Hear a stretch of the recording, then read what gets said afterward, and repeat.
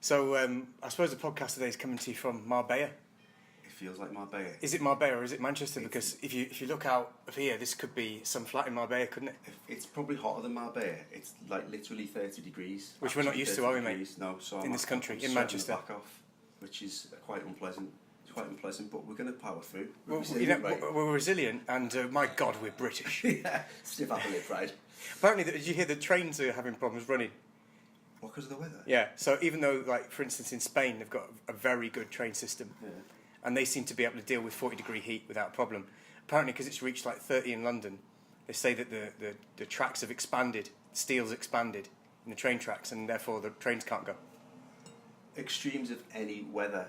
Not even extremes, are they, for us? We're absolutely hopeless. It feels like extreme for me. And, yeah, anyway, I'm not going to whinge about it. Right. We're going to talk today about the power of Jordan Peterson, right? We are going to talk about the power of Jordan Peterson. So, who is this guy? Yeah, so I mean, in very sort of concise terms, he's a Canadian academic, professor at Toronto University, and he sold, in North America alone, over 1 million copies of his book 12 Rules for Life. Over 1 million copies. That's pretty good going, right? Unbelievable. It's unbelievable. He has a background in clinical psychology and he taught at Harvard. So, not to put too fine a point on it, he's no mug. Okay. And why is he so successful? Well, it might be a simple case of saying, well, he became known to people because of his opposition to a proposed bill in the Canadian government to say that you had to compel speech to call people who were transgender whatever pronoun they wanted to. Okay. However, to be honest, I think that's merely just the kind of the opportunity. It's easy to look at him and say, well, he's been lucky. But as you and I know from our training, luck is where preparation meets opportunity. Yeah. As soon as he became known to some people because of the publicity, people then looked at his YouTube content. I see. So that's all it was. So had it not already been there, had he not already been for however many years putting stuff on there, teaching students, helping people, then it would have gone nowhere. Loads of people have 15 minutes of fame. Were they his lectures that he'd put on YouTube? So he'd just been putting his lectures up that he did at the He's put his lectures, and then of course he had a lot of interviews after his people's interest was piqued in him because of this particular issue. Right. But had he not had all that there, then, as I say, loads of people have 15 minutes of fame, and it never goes anywhere. Whereas this has led to him selling over 1 million books, having a very wide influence, incredible amount of views on the YouTube, and really being a bit of a star. Right. He's an academic, right? He is an academic, primarily. Canadian. What do you think his actual skill is? Yeah. I think, a lot of people are clever, aren't they? Yeah, a lot of people have got good smarts and all the rest of it. A lot of people have got quite good analysis. But I certainly feel that what Jordan Peterson has been able to do is because he thinks about things in depth and takes time to think about things, when he then speaks about them, he's able to very concisely capture what it is that is the essence of his thought. And I think that ability to translate and communicate is what his real ability is, as well as the fact that he's very, smart and good at analysis, which lots of people are. But he's taken that to another level in the way that he can very concisely put it together in a very reasonable way, a very accessible way, over things which are quite complicated. And that, I have to say, is not only a real gift, it's also something that you have to work very, very hard on, which is what he's done. Yeah. Criticisms, he's received a lot of criticism, right? Well, if you say anything, particularly if it's against sometimes the prevailing winds, then of course you're going to get a lot of criticism. It's interesting to me that a lot of people who criticise will say that it's the activities of his followers on social media, as if you can choose them. Yeah, right.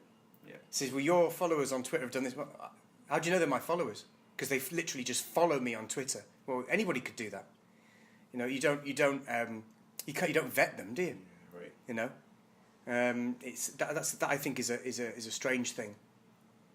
Where else I think that, particularly in this country, the journalists for a long time have made use of the fact that if you're English, and if you are particularly, let's say, English middle class, there is a kind of cultural norm, like manners, if you like, a way of approaching things where you try and appease people. To me, that's a very English middle class cultural phenomenon, is if somebody says something to you, you don't try and look for the conflict in it. You try and appease it and be, kind of soften your words a little bit. And if somebody says, do you really believe, such and such? It's not really a kind of English middle class to come back and say yes, boom, boom, boom, boom, and come right back hard. Mm-hmm. It's more like, well, and it's trying to appease them if they're a little bit irritated in you. And I think journalists have made a kind of a mockery of people by doing this, by pushing on those buttons where English middle class people particularly are politicians, and they don't like to be confrontational like that particularly. Jordan Peterson ain't English, and his real interest is in finding the truth. Yeah. So he does not acquiesce at all if he thinks the thing is wrong. Yeah. If he thinks the thing is incorrect, he'll say, no, that's not right because of this. He doesn't try and acquiesce, because when you allow people that ground, the journalists in particular are very quick to then say, well then, boom. When in actual fact, maybe all you've done is try and respond with manners, or not manners, but with the typical English acquiescence and appeasement, which he doesn't do. Kathy Newman interview was a great example of that, right? Again, absolutely no need to appease whatsoever. Right. He was polite, he was reasonable, which I think again is very attractive to people looking at him. He doesn't have to go off on one, but he didn't allow her any ground that just for politeness' sake, or to try and humour her. He didn't try and humour her in any way, and so that makes the thing, I think, particularly refreshing. Yeah. What do you think his real aims are? I think his real aims are what he says they are, and there's a number of things with Jordan Peterson that I think it's easy to miss unless you're really listening. Funnily enough, one of the things I think he does very well when you watch him in interviews is he really, really listens to the other person. Mm-hmm. You don't get any idea that he's just waiting for his turn to speak. And you can see he's really, really listening. And I wonder if that's because of his experience as a clinical psychologist, where you have to really listen to somebody who's come for help. But he does seem to really actively listen, which is a skill in itself. But when you listen to what he says, he talks about strengthening the individual, which is absolutely the work that you and I are involved on. Absolutely is, which is why for me it's very important to listen to him. And to try and understand what he says, because I think we are on the same path in this case. Where he again puts it so brilliantly, succinctly, is he says that in any system is going to be inequalities, unfairness, if you like. But the best way of dealing with that is not systemic, because all system will come up with inequality and unfairness, but it's to strengthen the individual. Yeah. Because he puts it so succinctly, you listen to it and go, well, that's easy then. And that is one of the problems I found when I thought about things quite deeply, and then worked very hard to put them in an easy, accessible format. So, for example, sometimes when I say, know yourself, know the enemy, know the battleground, people go, oh, that's it. And you go, no. There is blood, sweat and tears behind that understanding. The reason I've had to make it accessible is because I want to be able to translate it, for you to plant a seed, for you to then do something with. But sometimes people go, oh, it's easy. And him saying something like strengthening the individual, that's hard. So it's a proper job of graft and work for the individual and for people who are going to hopefully help them. It's not an easy thing. It's simple, if you like, simple to understand, but it's not an easy thing. But he's made it simple to understand. The other thing I think that's absolutely essential about one of the things that he said, and again, people seem to miss this a little bit, and it's an indication of the breadth of his thought, is he talked about the fact that why is it that we teach children not to cheat at games? And this is something that I've often thought about, because I've seen children that I've been involved with through sort of relatives and whatever. I've seen them cheat at games, and then my father bring them up, and maybe their own father bring them up and say, "Oh, cheat at games." And that's one of those things that we know. We have a very deep feeling that you shouldn't be cheating at games without necessarily being able to articulate it in our thought about why that is. And that is what Jordan Peterson's brilliant at. So, for example, when he said the reason we teach children not to cheat at games is because you don't give up the chance of victory in the other games for victory in one. Because life is a series of games. So life is a series of games, you know, whether it's relationships, whether it's business. I know you've heard me say this in my lectures in a slightly different way. So when you cheat at that game to win but it's just a game, you know. And what you've done then is, if you are caught cheating, people know you as a cheat, you lose the trust in all the other games that you might play, in relationships and everything else. That's why you don't cheat at the game. One of the things that my father said to me, you know, very early on is, if you cheat at a game, you're no longer playing that game. Because that game is only defined by the rules. So as soon as you cheat, you're no longer playing that game. So if you win, what have you actually won? You haven't won that game because you've been playing something else. To me, that's super important, because you look at what's happened to sport, for example, in professional sport. Now, we happen to be at the case now when the football, soccer if you're in the States, Football World Cup is on. And we see all these players like Pepe of Portugal gets touched and then he goes down like a sniper shot him, right? You need to laugh at that guy. You need to point and laugh at that guy and say, what on earth are you doing? Because even if you gain an advantage in the moment, everybody's looking at you and going, who on earth are you, mate, if that's you? You know, I mean, would you employ him in a business? No. I mean, you wouldn't want to. I mean, I know that he's been successful at football, but I mean, in every other thing, you'd be like, mate, what are you doing? He's no longer playing football when you do that, you know. And so even if you raise the trophy above your head, you're like, yeah, but you weren't playing that. You weren't playing that game anymore. This is why it should be on your honour, if you like, to not cheat during games. Because there's an understanding, there's a cooperation. Again, this is another great thing about Jordan Peterson says, that in competitive sport you are cooperating with your opponent because you've agreed to play certain rules. So, for example, I mean, we can use a mixed martial arts, a UFC example. You don't go into the octagon and then bring a gun out and shoot your opponent and then put your arms in the air and say, yes, I'm the lightweight champion. Because you are cooperating with your opponent. And you know, that's part of the reason why you get such a spontaneous embrace at the end of the contest, because you've risked something together. You know, you've both gone in there, you've risked losing, you've risked physical harm, you've cooperated with that person in playing a game, even though the game does have, you know, consequences. No wonder that you feel a closeness to that person at the end of it. There's no doubt you do. You feel a real closeness from that interaction.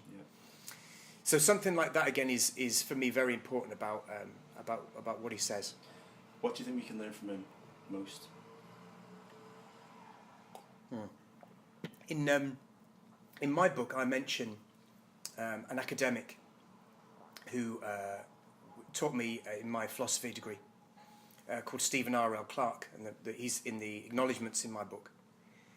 And as you know, through our training, I have a lot of critical things to say about academia, particularly revolving around the fact that what you really need at school is to learn dynamic problem-solving skills. Because the great problems of life are dynamic problem-solving things that you need to face. In other words, the problems change as you're trying to solve them. And academia, the academic study of a subject, is a static problem-solving task. It doesn't change as you're trying to solve it. Not the way it's taught in a school anyway. So in many ways, our snobbery over the academic system, in this country in particular, is ridiculous. Because it is not the best way to prepare school-aged children for life or for business. Academia is not it shouldn't be the main key. It should be a minor key. Because some people will want to be academics. And in some occupations, you need static problem solving. But you know what? They're the minority, not the majority. The majority are dynamic problem solving. Hence why mixed martial arts for schools, hence why debating, hence why that whole resilience syllabus that I've put together for schools is all about dynamic problem solving. The minor key will be academic. However, and this is the however, when I was under the tutorship of Professor Clark, he wouldn't let you get away with assumption. He was very, very keen on intellectual rigour. In other words, you go and find out if you don't know. You don't assume and be lazy with your thinking. And sometimes we'd be in his tutor group and we'd be discussing a certain passage in Plato. And he'd say, and then you'd pause. And then he'd say, let's look at the Greek. And then he'd pull off like a really dusty book from the shelf. And he'd open it up in the Greek. And then he would go, right, okay, this is the actual meaning of this in a longer form. Because he had a real rigor with his academic work, you know, a very high level of understanding of Greek and Latin. Yeah. Go right back to the source material. He wouldn't let you get away with just saying, oh, well, this is this, isn't it? No, you then justify it. So he was a real, for me, proper academic in that way. Right. And I learnt a huge amount from him because of that. In some ways, I think that Jordan Peterson, again, is our good academic. Right. You know, he doesn't let you get away with flabby thinking. He forces you to drill right down into what the thing actually is. There was a moment in the Kathy Newman interview where she made the point that only, I think, 7 of the FTSE 100 companies CEOs were women. And he didn't let her get away with that. What he said was, well, why would you want to do that?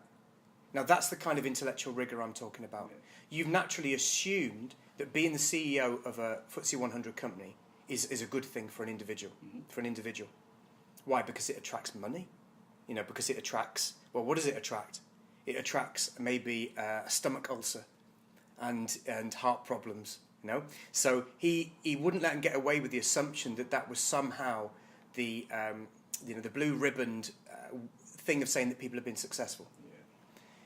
We seem to focus a lot on being the CEO of a big company.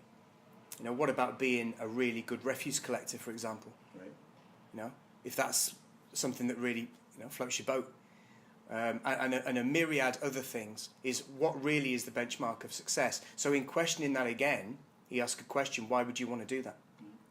Let's actually examine it, because, as he went on to say, most men don't actually want to do that either. Not when it comes down to it, because they don't want to sacrifice themselves completely to that one role of being, you know, a CEO of a big company.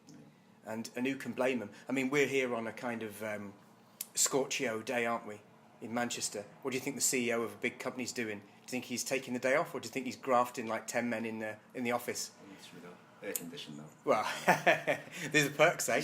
But you know, he probably isn't just going, right, do you know what? Let's sack it, and everyone go home.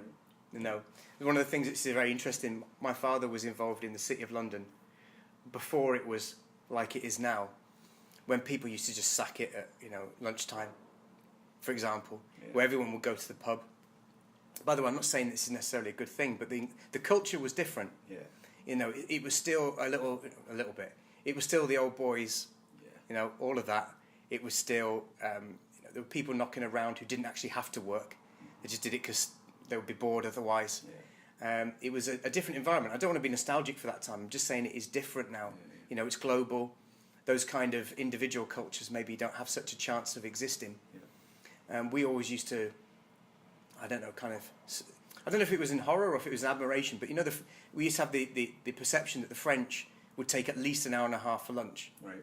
You know, and it was like, oh, those French work. Well, I used to think, good on them. You know, I mean, that sounds sensible to me, proper digestion. Right?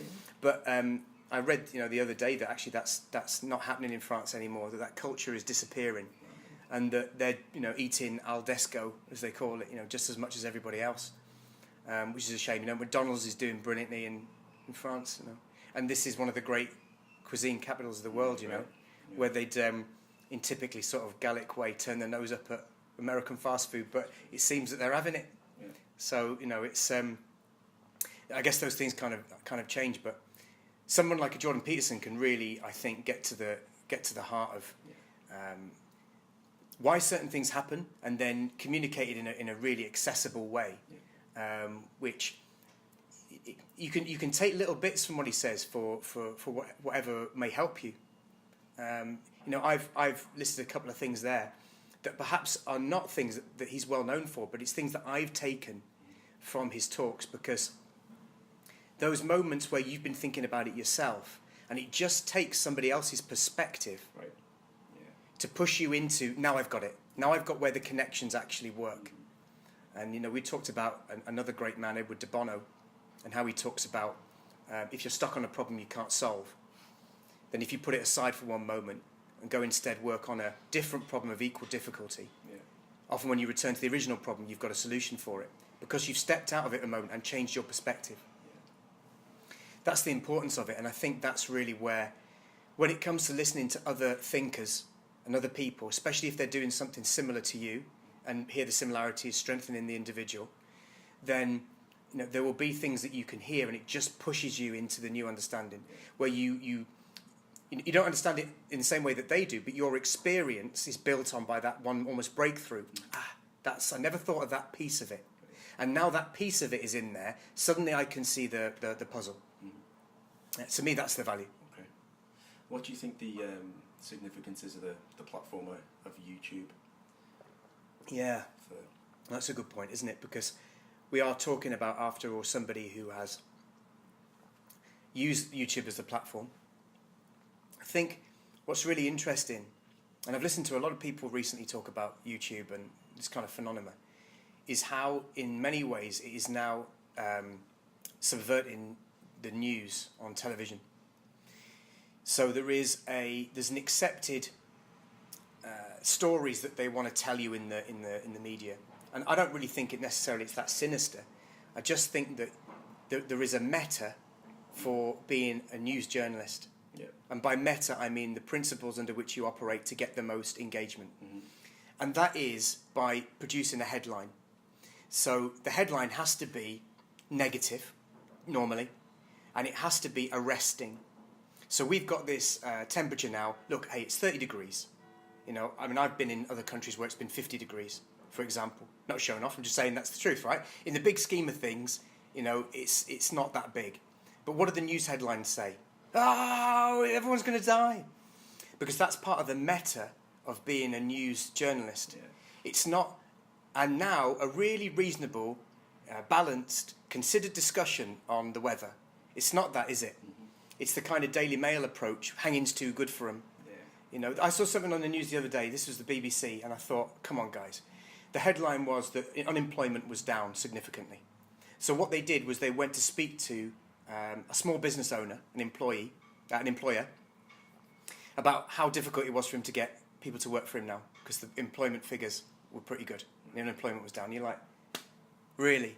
So you've managed to negatively spin that in some way, because that conforms to your meta, which has to be, let's pick the negative because it seems kind of edgy, and let's be sensational. Yeah. YouTube you don't have that meta.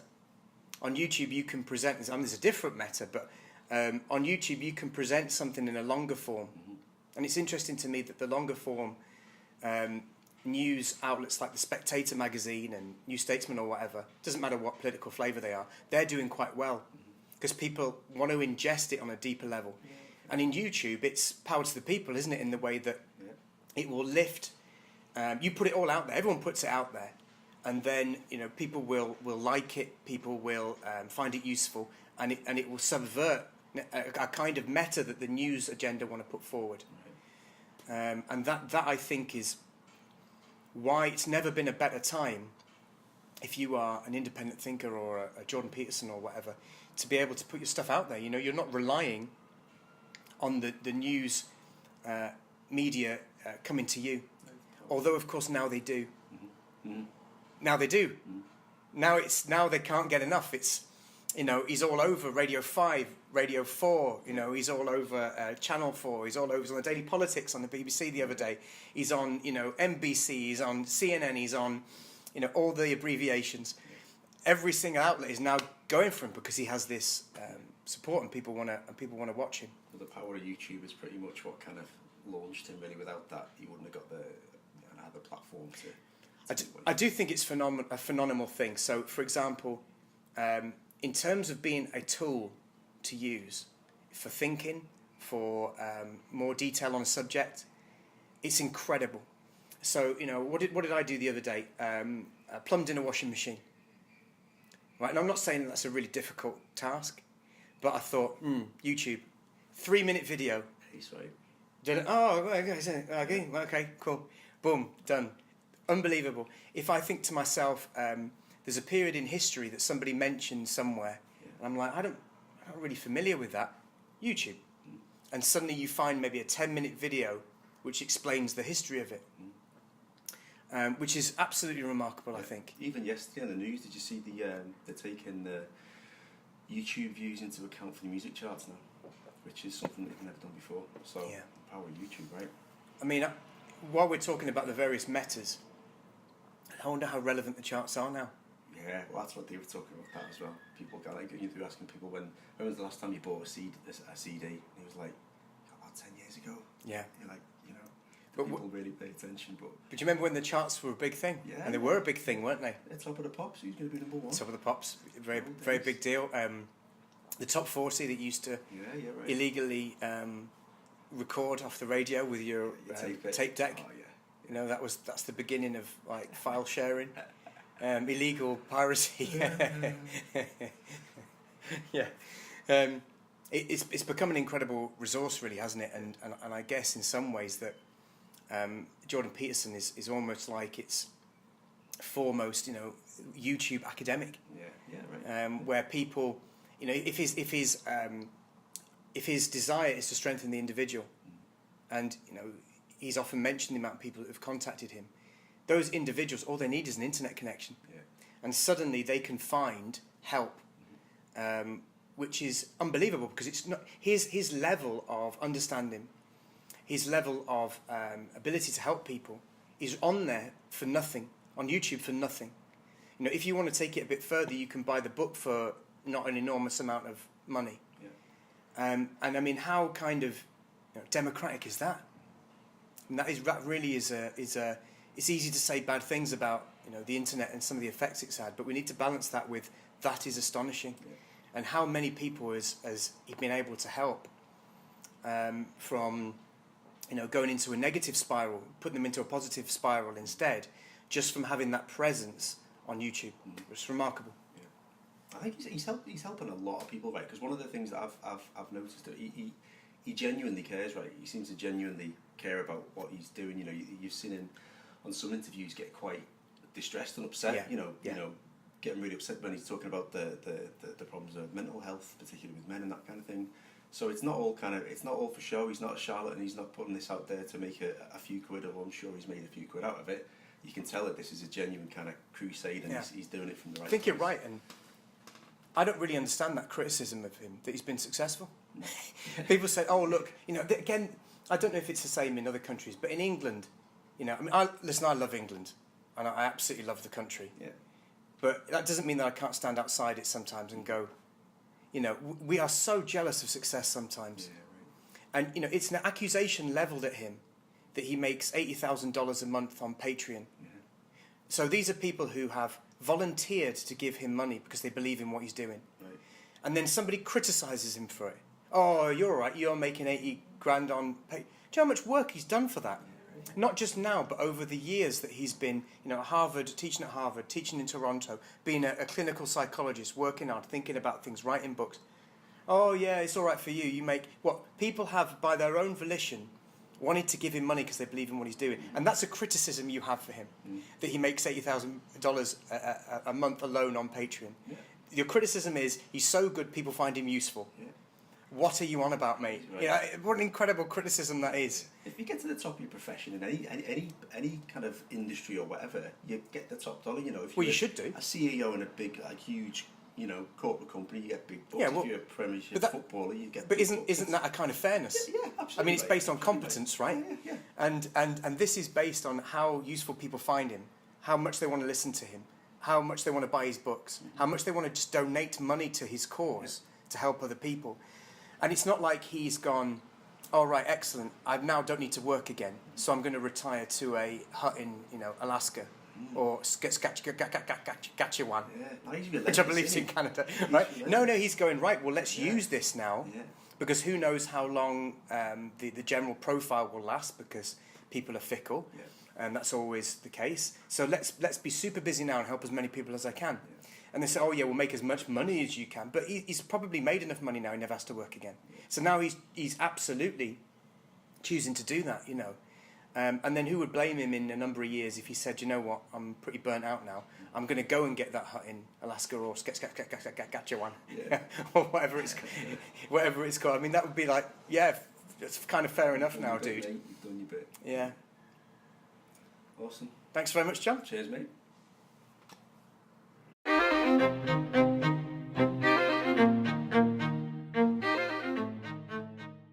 If you find these videos useful, please like, subscribe and click the bell, and we'll keep the content coming. And you may want to check out my book, Awakening the Warrior, available on Amazon.